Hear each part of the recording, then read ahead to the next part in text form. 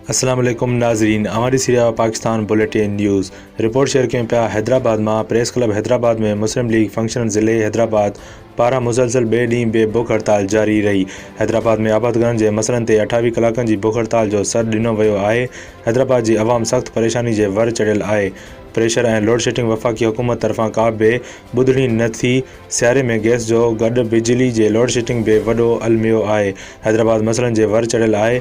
MQM ऐं peoples party तबाह थी वई आहे। अवाम जा समूरा मसइला हल करण लाइ परेशान आहिनि।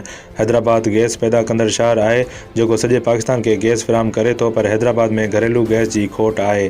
गुरबत सबब माण्हू होटलनि ताईं बि नथा वञनि, पर अवाम खे छा घुरिजे। पीपल्स पार्टी सभ खां वधीक करप्ट हुकुमरान आहे जंहिं मुल्क खे ॿिन्ही हथनि सां लुटियो आहे ऐं 14 सालनि खां सिंध खे लुटी रहिया आहिनि। उहे ॿई पार्टियूं हैदराबाद जे ॾोही आहिनि। अवाम खे घुरिजे था उन्हनि खे इलेक्शन में बि मारे।